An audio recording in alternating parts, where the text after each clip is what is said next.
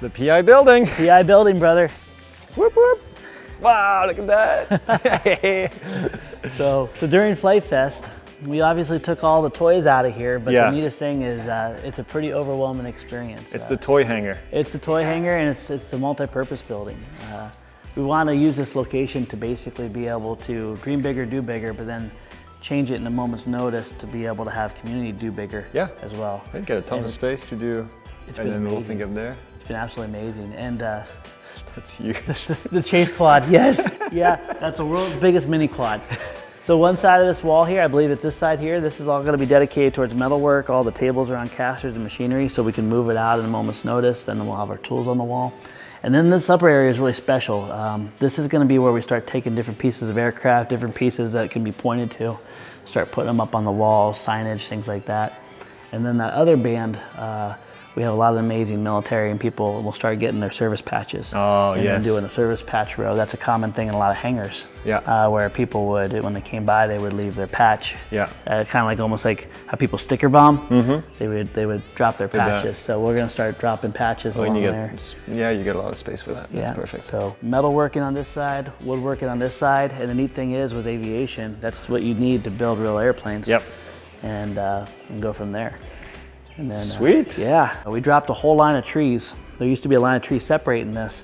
We dropped that, so now we could do things like balloon liftoffs, paramotors, ultralights, install aircraft. From right here. And the first person to land on this location was Corey Robin. Oh wait, look at that.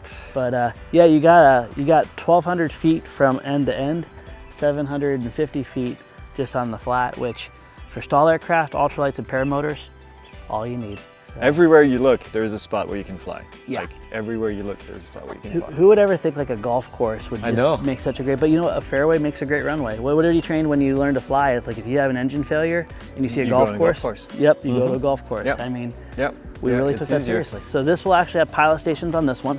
So people will be able to fly from here based on the wind. And then we have EcoFlow runway. And then that airplane I was telling you about, these 3 trees are gonna go away, and then we're gonna have an aircraft sitting right here, all painted up. And you can't see it through the trees, but if you look at the other side, you get one of the most beautiful views over this runway, all the activity. So we'll have the plane, we'll have some fire pits back here, we'll have the patio so people can hang out, and then we'll be dropping another pavilion right there. So this will become a whole entire complex eventually. Cool. But, this is perfect. It's been wonderful, my friend. It has been, it is amazing.